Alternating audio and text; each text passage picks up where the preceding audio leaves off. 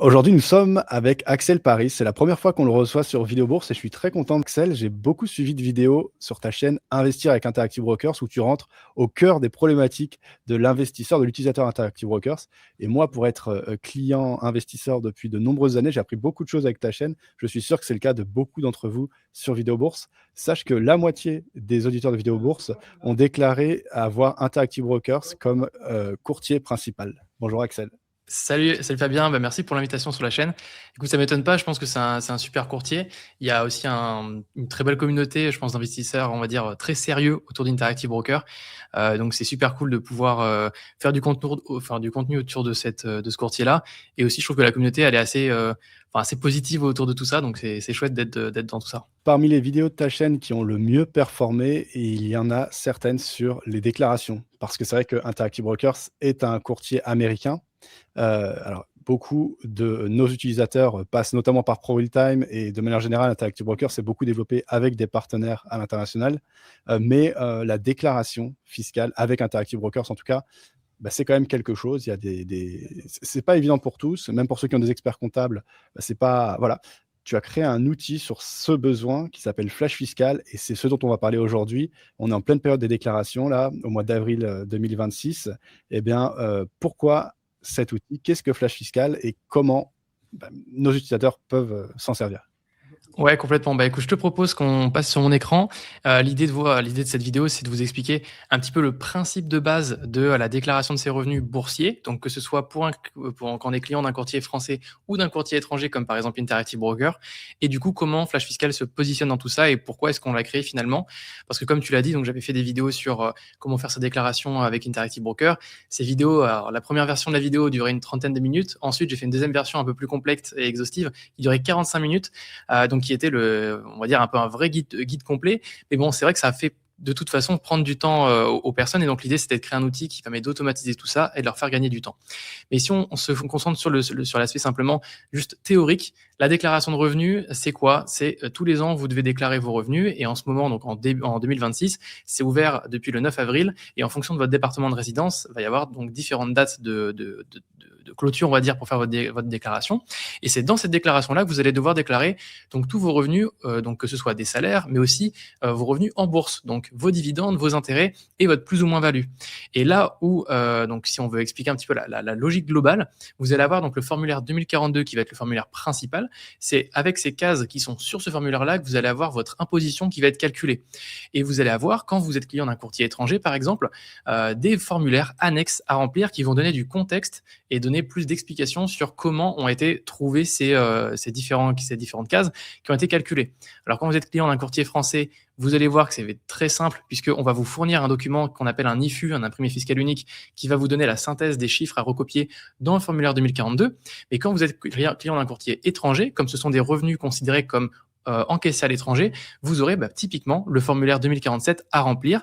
Donc c'est vrai que ça peut être un petit peu compliqué. Et puis dans le cas où vous avez des clients qui vont avoir des plus ou moins values ou alors des moins values reportables les années précédentes et qui vont souhaiter les imputer sur leur plus-value de cette année, on va avoir besoin du formulaire 2074 CMV. Dans certains cas, on aura le 74 à remplir. Et surtout, quand vous êtes client d'un courtier étranger, vous devez déclarer l'existence de ce courtier étranger avec l'annexe 3916, 3916 bis, parce que si vous ne la déclarez pas, si vous ne le déclarez pas, vous êtes sujet à une amende de 1 500 € par compte et par année non déclarée. Donc ça peut vite faire mal. Donc c'est pour ça que ces annexes-là, elles sont importantes à remplir. Elles vont donner du contexte. Et surtout, il ne faut pas oublier de reporter les valeurs sur le formulaire principal, le formulaire 2042, sur lequel vous allez avoir vos impôts qui vont être calculés. Donc ça, c'est la logique globale. Maintenant, si on doit faire un petit peu un pied dans le concret avec quand on a des courtiers, donc quand on est client d'un courtier français, comme je vous le disais, on a l'obligation, ces courtiers-là ont l'obligation pour vous de générer ce qu'on appelle un IFU, un imprimé fiscal unique. C'est un document dans lequel vous allez avoir vos cases qui vont être calculées. Donc par exemple, la case 2DC pour vos dividendes, vous allez avoir la case 3VG pour vos plus-values, etc. Et donc ce document-là, vous allez la recevoir en format PDF où il sera disponible dans votre espace client. Et surtout, la plupart de ces courtiers-là vont aussi télédéclarer les infos aux impôts. C'est-à-dire que quand vous allez arriver sur votre déclaration en ligne, vous aurez normalement déjà vos cases qui sont pré-remplies pour vous. Et donc, en fait, finalement, vous n'avez pas besoin de flash fiscal ou quoi que ce soit parce que tout est déjà préfait pour vous. Mais là où ça va venir se compliquer, et c'est pour ça justement que j'avais fait une vidéo sur la déclaration avec Interactive Broker ou que du coup, j'ai voulu développer ce projet flash fiscal, c'est quand vous êtes client d'un courtier étranger comme Interactive Broker, DeGiro, DEGIRO, Swissquote ou d'autres types de courtiers étrangers, et bien là, ces courtiers n'ont pas d'obligation de générer un IFU. Donc évidemment, ils ne veulent pas en prendre la responsabilité, donc ils ne le font pas. Et donc ça veut dire que comme ils ne le font pas, ils ne vont pas déclarer ces informations aux impôts. Et surtout, comme ce sont des revenus qui sont encaissés à l'étranger, ça vous oblige à remplir des annexes, donc la fameuse 3916 et le formulaire 2047, par exemple, pour les revenus encaissés à l'étranger. Et donc c'est dans cette situation-là, les courtiers étrangers, que la situation, on va dire, se complexifie. Et donc c'est pour ça que donc j'ai créé Flash Fiscal, et donc c'est pour ça qu'on va avoir 3 types de documents différents. C'est pour ça que je trouve que c'est intéressant de vous donner un petit peu un cours théorique sur le principe. Vous allez voir le premier fichier qui sera un IFU, l'imprimé fiscal unique. Ça, c'est quand vous êtes client d'un établissement français, comme on le disait. Et donc là, vos cases vont être télédéclarées sur le site des impôts. Donc finalement, quand vous avez un IFU, finalement, c'est très simple de faire votre déclaration.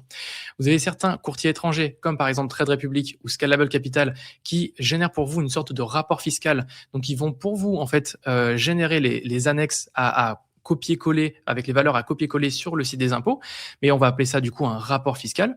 Et vous allez avoir tous les autres courtiers qui, eux, vont simplement vous proposer d'avoir des relevés d'activité ou des exports de vos transactions, de votre historique. Et donc dans ce cas-là, vous allez avoir tous les calculs à vous-même, refaire par vous-même. Et donc c'est dans ce cas-là qu'on va avoir par exemple DEGIRO ou Interactive Broker avec par exemple ProRealTime, etc. On va être dans cette situation-là où typiquement le cas assez complexe, ça va être la gestion des dividendes, mais ça peut être aussi pour le calcul de vos plus ou moins values. Et donc si je prends l'exemple de Interactive Broker, si on prend un client lambda chez Interactive Broker ou chez ProRealTime par exemple, qu'est-ce qu'il va devoir remplir comme formulaire? De 1, ce sera le formulaire 3916, 3916 bis pour pour la détention d'un compte à l'étranger. Ensuite, vous allez avoir, si vous percevez des intérêts, l'annexe 2047, puisque vous avez perçu des intérêts à l'étranger, et vous devrez reporter cette valeur-là sur le formulaire 2042, le formulaire principal. Si vous avez reçu des dividendes, c'est comme pour des intérêts, ce sera le 2047 plus le report sur le formulaire 2042. Et si vous avez de la moins-value antérieure ou que vous avez une compensation de plus et moins-value cette année à faire, ou simplement un suivi de vos moins-values antérieures, là, il faudra remplir l'annexe 2074 CMV et le reporter sur le formulaire principal. Donc, je sais que tous ces noms de formulaires font un peu peur et on se dit justement, oh là, ça m'a l'air d'être la galère, comment est-ce que je vais faire tout ça? Et donc, c'est justement pour ce cas-là, donc les clients de courtiers étrangers, qu'on a créé Flash Fiscal. Donc, Flash Fiscal, c'est un outil qui se veut très simple, où vous allez pouvoir en fait ajouter tous vos comptes, que ce soit des comptes étrangers, parce que c'est là où il y a la vraie complexité, mais aussi rajouter tous vos comptes français pour faire une synthèse globale de votre plus ou moins value, de vos dividendes et de vos intérêts. Dessus, on supporte à peu près une 60aine de courtiers. On en a majoritairement des courtiers qui sont étrangers et on en a aussi pas mal qui sont courtiers français. Donc, si je vous fais une petite démo un peu de l'outil, quand vous allez vous créer un compte, vous aurez la possibilité de vous créer une déclaration. Donc, moi, je vais créer une déclaration de 2026 sur les revenus de 2025, donc la période fiscale en cours. Et ça fonctionne en 3 étapes. Première étape, vous allez importer vos comptes. Donc, par exemple, ici, je vais cliquer sur Ajouter un compte et on peut voir que j'ai plein de comptes qui sont disponibles. Donc, je vais avoir des comptes qui vont être traités automatiquement. C'est le cas de Interactive Broker, de ProRealTime, de Trade Republic. Et vous allez avoir d'autres comptes qui vont être traités manuellement. C'est-à-dire que là, comme nous, on n'a pas assez de relevés pour avoir suffisamment de données pour pouvoir voir, OK, c'est bon, on peut faire le traitement automatique. On a besoin de vérifier nous-mêmes les valeurs. Pour Interactive Broker, pour ProRealTime, par exemple, tout ça, on a suffisamment de données pour pouvoir être sûr de nos extractions de données, justement. Donc, si je prends le cas de ProRealTime, je clique dessus et je vais avoir un petit tutoriel qui m'explique justement comment récupérer mon fichier de relevé d'activité annuel pour pouvoir l'importer. Donc, vous suivez en fait ce petit tutoriel, vous allez avoir un fichier à télécharger et quand vous avez votre fichier, il vous suffit simplement de le prendre et de le glisser-déposer dans la zone. Vous cliquez sur continuer. Là, on va venir extraire la plus ou moins value calculée par le courtier, mais aussi tous les dividendes et tous les intérêts de votre compte. Donc moi, par exemple, ici, ça m'a récupéré une plus-value de 37 836 €, ainsi que mon numéro de compte. Et si je vais dans l'onglet ici revenus, je vais voir tous mes dividendes, mes retenues à la source, mes intérêts. En l'occurrence, comme on peut le voir, j'ai beaucoup de dividendes, mais je n'ai pas beaucoup d'intérêts. J'ai 0 € d'intérêt. Mais je peux aussi, si je le souhaite, modifier les valeurs, ajouter un revenu. En l'occurrence, vous n'avez pas besoin de le faire puisqu'on le fait pour vous à partir de votre relevé. Mais si jamais, vous avez toujours la main sur les données si besoin. Et puis, une fois que c'est importé, vous validez vos données. Et puis là, voilà, vous avez votre compte qui est importé. Et puis ensuite, si vous souhaitez, vous pouvez aussi ajouter d'autres comptes, comme par exemple Trade Republic, Revolut, Swissquote ou quoi que ce soit. Donc moi, je vais prendre par exemple le cas de Trade Republic. Je peux importer ici un IFU et ou un rapport fiscal. Donc si je vous montre à quoi ressemble un IFU, c'est simplement un document où vous allez avoir, comme je vous le disais, les différentes cases qui vont être calculées pour vous. Donc les cases de EE, de DC, de TR, par exemple pour tout ce qui va être dividendes et intérêts. Et vous allez avoir le rapport fiscal, donc ça c'est celui de Trade Republic, où ils vont par exemple faire pour vous le formulaire 2047. Sauf que dans ce formulaire-là, si vous regardez bien, par exemple, pour le cas des dividendes, ils ne vont pas faire la distinction des dividendes par pays. Donc, en fait, il manque des informations pour faire correctement votre déclaration. Et donc, c'est pour ça qu'on supporte Trade Republic parce qu'on a besoin de ces valeurs-là pour faire votre déclaration. Donc, simplement, j'importe mes relevés. Et pareil, ça va venir extraire mes différents comptes. Donc moi, en l'occurrence, comme en fait c'était au moment où Trade Republic a migré de l'entité étrangère allemande à l'entité française, c'est pour ça que j'ai 2 comptes sur la même année. En fait, j'ai un compte pour la période à l'étranger et j'ai un compte pour la période en France avec l'IFU. Et c'est là où on retrouve du coup un nouvel onglet IFU et on peut voir que j'ai bien une extraction qui a été faite de mes valeurs, c'était un 3, de mes valeurs de mon IFU. Et puis une fois que j'ai importé mes données, je peux les valider. Et donc, j'ai mon compte qui a été ajouté. Et puis ensuite, on arrive sur la deuxième étape. On va voir les résultats. Et là, l'idée, c'est justement quand vous avez plusieurs comptes étrangers, eh bien, on va faire une synthèse de vos plus ou moins values. Donc là, si je peux cliquer dessus et avoir le détail des plus ou moins values et de voir comment est-ce qu'on est arrivé du coup à ce calcul-là total. Je vais avoir la totalité de mes dividendes bruts encaissés ainsi que la retenue à la source. Et je peux cliquer dessus pour voir tous mes dividendes que j'ai encaissés. Comme ça, j'ai vraiment le détail de toutes mes données. Ensuite, vous pouvez prendre votre licence. Donc, toute cette partie-là, la partie import de données, génération pour avoir la synthèse globale, c'est gratuit. Et puis, si vous souhaitez avoir la génération de vos cases et vos formulaires fiscaux, là, il faudra prendre une licence. Il y a 2 types de licences, soit une licence 1 courtier, soit une licence multi-courtier. En l'occurrence, comme j'ai importé 2 courtiers, eh bien, j'ai besoin de la licence multi-courtier. Et ensuite, je passe à la génération des documents. Là, on vous demande quelques infos supplémentaires, notamment la date d'ouverture de vos comptes pour générer vos formulaires 3916. Si vous ne savez pas comment retrouver ces valeurs-là, vous avez une petite vidéo, enfin en tout cas un petit article d'aide qui vous explique en fonction de votre courtier comment récupérer la date d'ouverture de votre compte. Donc moi par exemple, je l'ai ouvert celui-ci en 2024. Trade Republic, là ici j'ai fait un transfert de compte, donc ça a automatiquement détecté que j'ai mon compte qui a été clôturé le 30 janvier. Et on va dire que je l'ai ouvert en 2020 et je clique sur suivant. Et ensuite, là, c'est très intéressant puisqu'on va regarder si vous avez des moins-values antérieures à reporter et donc on va pouvoir imputer sur votre plus-value de l'année actuelle. Donc là, actuellement, on a pu voir que j'avais 39 000 € à peu près de plus-value. Mais si ça se trouve, eh bien, en 2018, par exemple, j'avais fait une moins-value de 3 000 € que j'avais déclaré dans mon formulaire 2074 CMV. Donc, je vais le reporter ici et je vais pouvoir du coup consommer cette moins-value et donc l'utiliser sur ma plus-value pour baisser ma plus-value de cette année. Et si vous ne savez pas comment le récupérer, vous avez aussi un petit tutoriel en cliquant ici pour retrouver cette vidéo. Donc je clique sur enregistrer et à partir de toutes ces données-là, eh bien on va venir générer pour vous les différents formulaires. Donc par exemple le formulaire 2047, le formulaire 2074 CMV et vous allez retrouver en fait toutes les valeurs qui vont être calculées pour vous. Donc un petit exemple, ça pourrait être le formulaire 2047 qui peut être considéré comme un petit peu complexe. Hop, celui-ci, une fois que je vais venir vous l'ouvrir, vous retrouverez par exemple ici la liste de tous vos dividendes par pays d'encaissement. Alors là, comme c'est une déclaration qui est très complexe et que nous on prend le CERFA officiel, eh bien le CERFA met à disposition 1, 2, 3, enfin ils mettent moins d'une dizaine de pays disponibles. Et quand vous avez beaucoup de pays en plus, eh bien, ça va venir un peu cafouiller à cet endroit-là. Donc c'est pour ça que les PDF c'est bien pour pouvoir le stocker, le garder pour vous, pour votre historique personnel. Mais le plus intéressant, c'est surtout l'étape numéro 3. C'est là où on va faire la déclaration guide pas à pas sur le site impôt.gouv.fr. Donc, vous cliquez sur faire ma déclaration et là, vous allez retrouver tous les formulaires 3916 à déclarer. Donc, moi, en l'occurrence, j'ai 2 comptes à déclarer. J'ai un compte ProRealTime qui est donc un compte Interactive Broker derrière que je vais devoir déclarer. Et en fait, on va me donner les valeurs à copier-coller sur le site des impôts. Et si vous ne savez pas comment le recopier et comment le faire, vous avez des vidéos à chaque fois d'aide qui vous expliquent ici comment reporter les valeurs. Donc, par exemple, pour la nature du compte, quand on me le demande, je vais devoir mettre compte bancaire. Donc, OK, je l'ai fait. Ensuite, pour le numéro du compte, vous allez avoir ce numéro-là. Moi, je l'ai masqué volontairement, mais vous avez compris l'idée. Je vais pouvoir copier la valeur, aller sur le site des impôts, coller la valeur, puis valider. Et je vais faire ça donc pour toutes mes cases et toutes les valeurs que j'ai à reporter. Donc là, j'ai mon formulaire du coup Interactive Broker, j'ai ici mon compte Trade Republic, et je vais aussi avoir par exemple le formulaire 2047 où on avait vu justement que ça cafouillait un peu vu que j'avais beaucoup de dividendes. Et bien là, je vais avoir vraiment toute ma liste de dividendes qui va être affichée ici. Et de la même manière, en scrollant ici, vous allez pouvoir récupérer par exemple le pays États-Unis, le reporter sur votre déclaration de revenus et ensuite du coup revalider, enfin copier-coller les valeurs, copier-coller les valeurs. Voilà, vous faites ça pour le formulaire 2047. Vous le faites également pour le formulaire 2074 si vous avez des moins-values antérieures ou si vous avez fait une compensation cette année entre les plus et moins-values.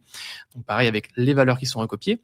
Et le formulaire 2042, normalement, comme on l'a vu, hein, c'est le formulaire principal sur lequel vous avez soit déjà des valeurs, soit vous allez avoir des valeurs reportées à partir des annexes. Et donc, comme ce sont des valeurs qui sont reportées à partir des annexes, normalement, vous n'avez pas besoin de vous les copier-coller, puisqu'elles sont déjà présentes sur le formulaire 2042. C'est pour ça que les cases, elles sont en bleu. Donc vous devez simplement vérifier, est-ce que effectivement j'ai bien 2 BH dans ma case, parce que j'ai bien 25 € pardon, dans ma case de BH. Et si c'est bien le cas, vous faites valider, valider, valider. Et donc là, c'est-à-dire que vous avez bien vérifié les valeurs qu'il y a de présence sur votre formulaire 2042. Et c'est sur ces valeurs-là que vos impôts vont être calculés. Et puis, une fois que vous avez terminé, vous cliquez sur déclaration terminée. Moi, j'ai plein de cases que j'ai pas déclarées, donc j'en ai mis 64. Donc, admettons, je force la validation. Et voilà, j'ai terminé ma déclaration. Donc ça, c'est vraiment le principe de Flash Fiscal, c'est de vous aider à faire votre déclaration, typiquement pour des clients de courtiers étrangers comme ProRealTime, Interactive Broker, DeGiro, etc.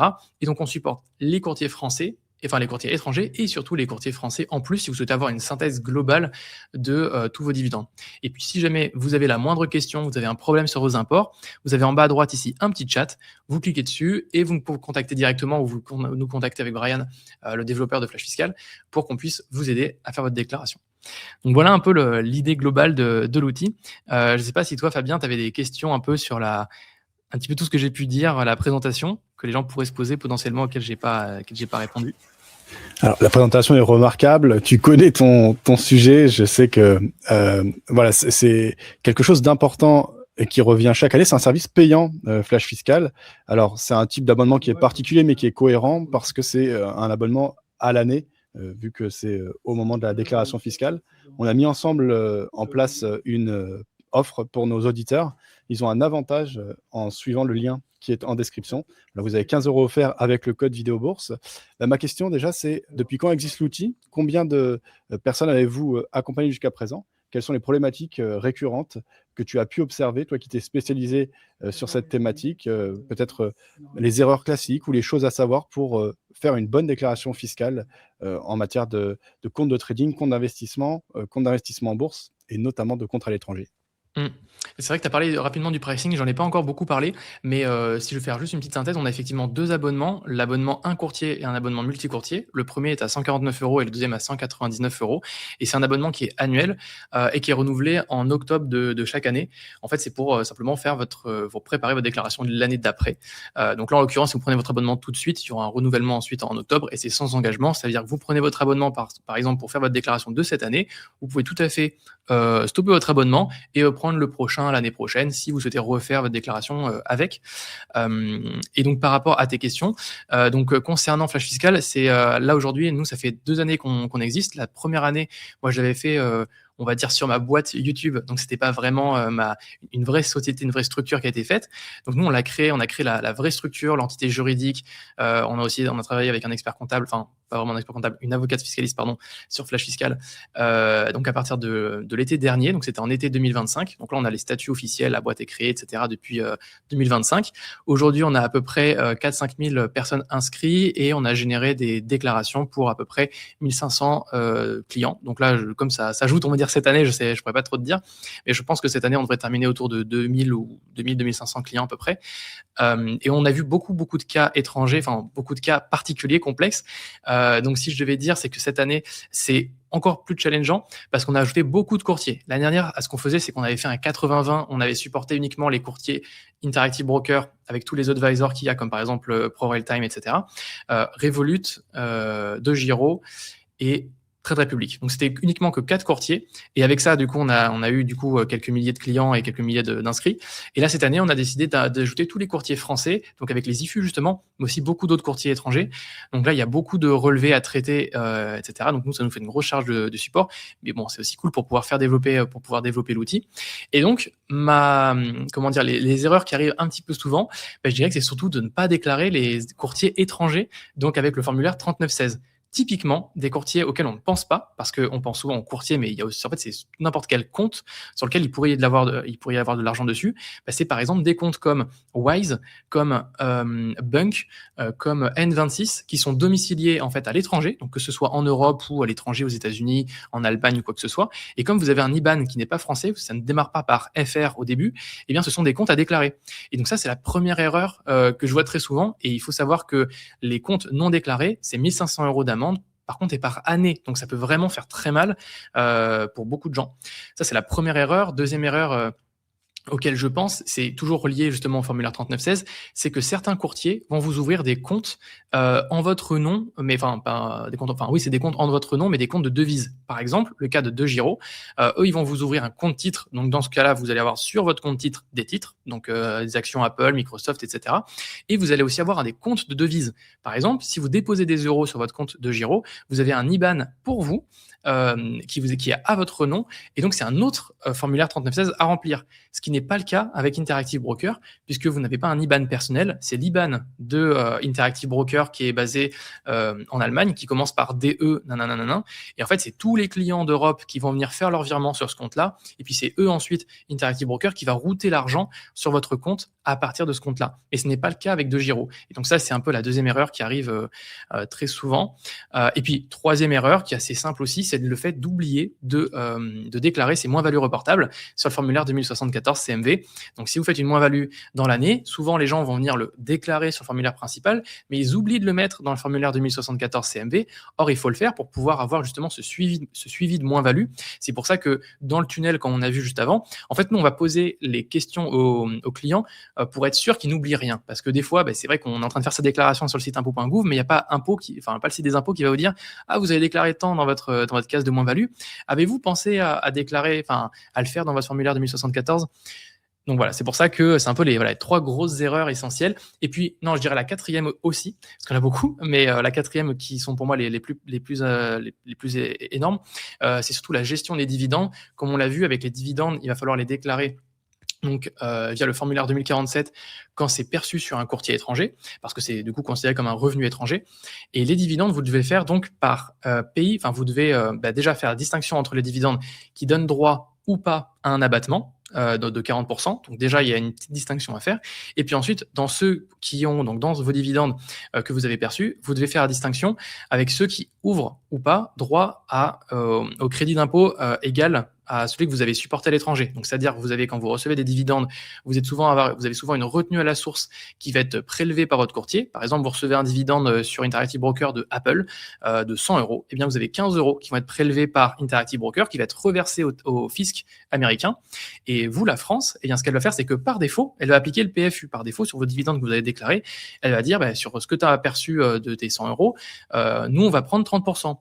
Sauf que non, vous avez bien une convention fiscale qu'il y a entre la France et les États-Unis, qui fait que la France et les États-Unis se partagent le gâteau. Et donc, plutôt que d'être prélevé de 15 € et de payer 30 € en France, eh bien, l'État français, ils se sont dit, on va faire, au lieu de faire 30 et 30 chacun, on va faire 15 et 15. Donc, il y a 15 qui vont être prélevés de retenue à la source, et puis ensuite, il y aura 15 qui sera prélevé par la France.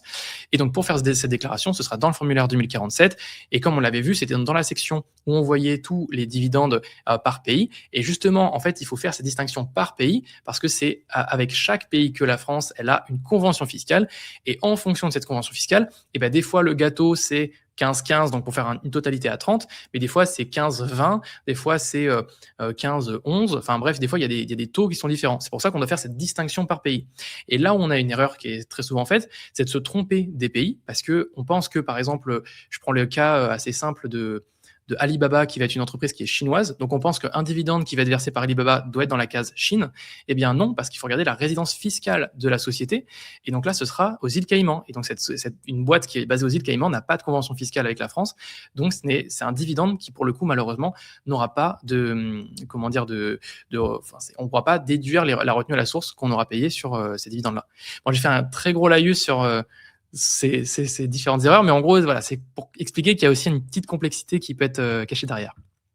Alors, c'est très intéressant, et d'ailleurs, c'est un métier toi, du coup, tu fais beaucoup de choses différentes et c'est assez admirable.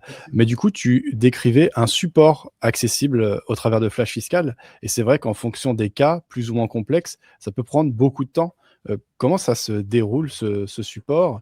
Et bah voilà, en fait, peut-être que tu as quand même des limites parce que des fois, il y a des cas compliqués. Comme je le dis, c'est un métier. Après, c'est fiscaliste, avocat fiscaliste, expert comptable. Mais voilà, jusqu'où va le support sur Flash Fiscal? Ouais, nous actuellement pour l'instant, du coup on essaie d'automatiser au maximum, tout ce qu'on peut faire, donc le calcul des cases est automatisé.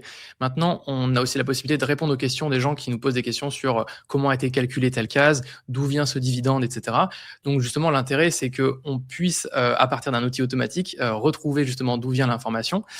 Et typiquement par exemple pour les dividendes, étrangers, ce qu'on fait c'est qu'on a un référentiel interne où on connaît en fait les entreprises parce qu'elles sont identifiées avec un ISIN et donc cet ISIN qui va être l'identifiant, on va dire, unique de la société, on va savoir que tiens, c'est telle résidence fiscale dans tel pays. Et des fois, il y a des relevés pour lesquels on ne va pas avoir l'information, donc ça va venir bloquer, en fait, ça va pas générer une erreur, mais en gros, ça va bloquer la génération. Nous, de notre côté, on a une alerte en disant, tiens, nouvelle société pour lesquelles on n'a pas l'information de la résidence fiscale. Donc là, c'est nous qui faisons nous-mêmes la recherche de la résidence fiscale de la société, parce que si ça se trouve, elle a peut-être changé aussi de résidence fiscale en cours d'année, par exemple, ou autre. Donc là, nous, on fait la vérification manuelle, et là, on peut régénérer la déclaration pour le client. Et puis, pour toutes les autres questions de quoi que ce soit, nous, on a un support. Donc là, pour l'instant, on est 3 dans l'équipe de Flash Fiscal. Donc c'est moi, Brian et un autre collègue qui s'occupons de répondre à toutes les questions de tout le monde. Alors après, c'est dans une certaine mesure. Des fois, il y a certaines questions qui sont plus d'ordre on va dire de la fiscalité internationale. Donc dans ce cas-là, on redirige les personnes vers notre avocate fiscaliste, où là, c'est vraiment une prestation particulière, parce que des fois, il y a des gens qui sont expatriés, et donc nous, on ne peut pas traiter les expatriés, par exemple. On ne traite pas non plus les crypto-monnaies, alors qu'il y a un outil qui fonctionne très bien, qui s'appelle Wilesio, qui est un peu l'équivalent de Flash Fiscal, et qui le fait très très bien, bien mieux que nous. Et donc du coup, nous, on ne veut vraiment se focaliser que sur l'aspect bourse, parce qu'il y a déjà beaucoup de choses à faire, et que la partie crypto est aussi très complexe. Et donc voilà, on gère du coup tous les 3 le support client comme ça. Il y a aussi pas mal de questions en fait qui vont revenir et qui vont être souvent les mêmes. Par exemple, pourquoi est-ce que les intérêts débiteurs ne sont pas déductibles? Parce qu'il faut savoir que quand par exemple vous empruntez, enfin vous faites de la marge sur Interactive Broker, vous allez payer des intérêts à eBay pour emprunter de l'argent. Eh bien ces intérêts-là ne sont pas déductibles des intérêts que vous allez percevoir quand vous gagnez je sais pas moi, quand vous avez des intérêts d'obligations ou quand vous avez des intérêts versés par le courtier, eh bien, ils ne sont pas déductibles. Et donc, il faut expliquer ça. Donc, dans ce cas-là, pour qu'on a 3, 4, 5 fois la même question, on écrit un petit article d'aide et on le met dans l'interface, ou en tout cas, on essaie de le mettre de telle manière à ce que les personnes, à un moment, voient l'information quand ils se posent la question. On peut les rediriger vers ça. Donc, on essaie d'avoir un peu on va dire une stratégie un peu start-up pour répondre au maximum de questions et d'avoir du personnalisé. Et puis quand il y a quelque chose qui est personnalisé mais qui a besoin d'être déployé pour plusieurs personnes, on essaie de le faire au maximum pour justement que ça bénéficie à tout le monde. Alors, découvrez Flash Fiscal, suivez Axel. Je te remercie pour ton temps, ton expertise. Je te dis à très bientôt, Axel, et profitez de notre offre, 15 € offerts avec le code Vidéobourse. Merci Fabien, à la prochaine.